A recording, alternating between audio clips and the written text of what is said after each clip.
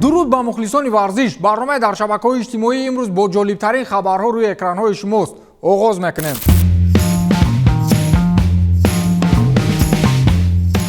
ҳоли ҳозир мунтахаби Русия дар Лигаи Миллатҳо аз муваффақиятҳояш истиқбол мегирад ва як дастаи рақобатпазир миёни мунтахабҳои аврупоист. сирри муваффақияти онҳоро кӣ медонад?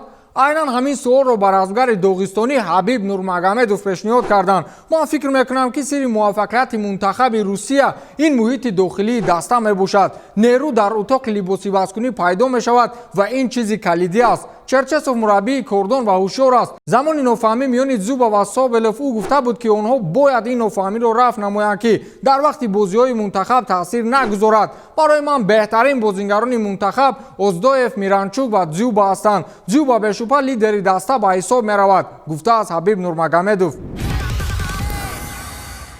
мухлисони Новак Ҷокович ба доваре ки дирӯз сабаб шуд Ҷокович мусобиқаи US Openро тарк намояд ҳамла намуданд. ин дар ҳолест ки то имрӯз ном ва насаби довари мазкур пинҳон карда мешавад. хулас расонаҳои иттилоотии сербӣ бо нашри як хабар саҳифаи иҷтимоии доварро дарёб карданд ва ин сабаб шуд то мухлисони Новак Ҷокович ба саҳифаи ӯ ҳамла намоянд. зери ҳар аксу постҳои довар мухлисон суханони қабеҳ менавиштанд. чанде аз онҳоро баротон мехонам. худоро шукр ки зинда ҳастӣ. ту мисли худро ба замин партофтӣ ки ман фикр кардам ту мурдаӣ. аз рӯи ту шуда беҳтарин теннисбози ҷаҳонро аз мусобиқа ба дар карданд. ту чандсолаи бибиҷон 13 сола ҷоят дузах бошад ва дузах он қадар даҳшатноке нест ки мухлисони Новак ҳастанд. ба монанди ин шаҳрҳои зиёда инстаграми доварро пур кардааст. ба фикрам довар аз кори кардагиш пушаймон шуд.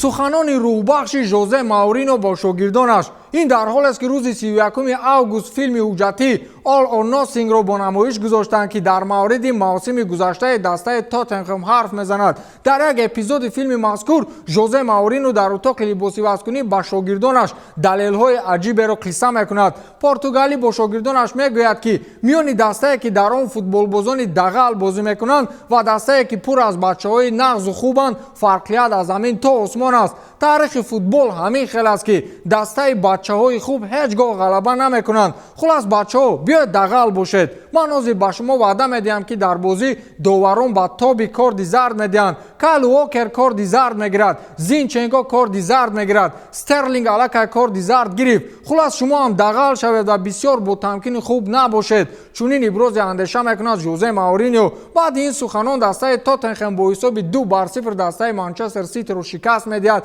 ва Зинченко бо гирифтани 2 корди зард аз майдон берун мешавад. мегӯянд ку хоҳӣ ки мураббии хуб бошӣ аввал равоншиноси хуб бош. ракеткаи рақами 1 ҷаҳон Эшли Барти дар мусобиқаи бонуфизи Ролан Гарос иштирок намекунад. ин хулосаи худи теннисбоз аст ки сабаби иштирок накарданашро дар чанд проблемаҳои зайл медонад. ин хулосаи мушкил буд, вале мутаассифона ман имсол дар мусобиқаҳои аврупоӣ иштирок намекунам. соли гузашта чемпионати кушодаи Фаронса барои ман махсус буд. аз ин рӯ чунин хулоса баровардан бароям осон набуд. иштирок накардани ман чанд сабаб дорад. якум ин таваккал накардан барои COVID-19 ки ҳоло ҳам вуҷуд дорад. дуюм ин омодагиҳои ман бидуни мураббӣ аст ки аз сабаби баста шудани марзҳо ӯ натавонист бо ман дар тамрин бошад. аз ин рӯ ман чунин меҳисобам ки тайёрии хуб надорам. аз ин рӯ ба тамоми иштирокчиёни мусобиқа барор мехоҳам, гуфтааст Эшли Барти. Хамес Родригес ба дастаи Эвертон гузаштанашро чунин шарҳ дод. ман хеле хурсандам аз омадан ба дастае ки таърихи бой ва мухлисони сарсупурда дорад. ман ба Англия омадам то бо дастаи Эвертон ба ҷоизаҳои назаррас ноил гардем. бо Карло Анчелоти кор кардан барои ман осон аст, чун аллакай ман аз тактика ва услуби мураббигии ӯ огаҳам ва мо якдигарро хуб мешиносем. ман беҳтарин давраҳои футболии худро бо ин мураббӣ ҳам дар Реал ва ҳам дар Бавария пушти сар кардам. хулас имсол аз мо мухлисон муваффақиятҳои беназир интизоранд ва ман боварӣ дорам ки мо ба ин чиз ноил мешавем, гуфтааст Хамес Родригес. бовар кунед ин тобистон гузаришҳои бузург ба миён омад. аммо гапу калочаҳо ки танҳо доир ба Месси дар шабакаҳои иҷтимоӣ паҳн мешуд, инҳо ба назар намерасиданд. Пётр Ян, размгари рус ки камарбанди чемпионӣ дар вазни сабуки UFC-ро дорад, аз баромади хеш дар шоу барномаи машҳури Вечерни Ургант як лаҳзаашро дар инстаграмаш гузошт ва бо Конор Макгрегор ишора карда навишт ки конор макгрегор ту қурбонии баъди хоҳӣ буд. инро ӯ ба он хотир навишт ки дар барномаи мазкур пётр ян шоумен иван ургантро як зарба бо пой зад ки рови дигар аз ҷой бар нахост ва худи ӯ барномаро хотима бахшид. хулас ҳамин зарбаи задаашро ян мисол оварда ба конор гуфт ки баъди ургант ту аз ман чунин зарба хоҳӣ хӯрд. хулас аз як ҷиҳат ин ҳам ту як шӯхӣ буд, вале аз ҷиҳати дигар ин даъвати конор макгрегор ба рақобат аст ки ян дар инстаграмаш махсус ӯро ишора кардааст.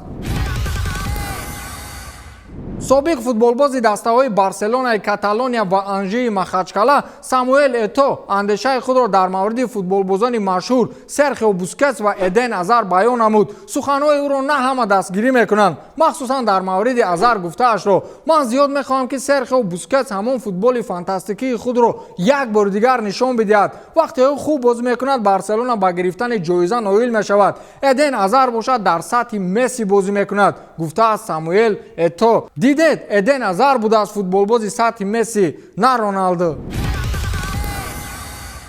ҳабиб нурмагомедов дар мавриди ояндаи худ ҳарф зад. ӯ боварӣ надорад ки баъди 4 ё 5 сол метавонад мисли ҳозир дар сатҳи олӣ қарор дошта бошад. дар 35-солагӣ дар сатҳи олии варзишӣ қарор доштан ғайриимкон аст. ман ояндаи худро дар ин синни сол дар сатҳи олӣ тасаввур карда наметавонам. ҳоли ҳозир ман дар ҳолати хуби варзишӣ қарор дорам, вале ҳар рӯз ба худ ёдрас мекунам ки ҳабиб, ҳамаи ин муваққатӣ аст, мегузарад. ман дар тӯли фаъолияти размгариам осебҳои хурд гирифтаам. ҳарчанд ин нави варзиш хеле хатарзо аст. ман мехоҳам ки ҳамавақт ҳамин хел солим бошам. аз ин рӯ ман ҳар чи зудтар ин нави варзишро як су мегузорам ва намехоҳам ки дар оянда маъюб бошам, гуфтааст ҳабиб нурмагомедов. ҳамин бача оҳиста оҳиста ақлаш кор дорад. ба ҳамин тамом, то дидори навбатӣ, хайр.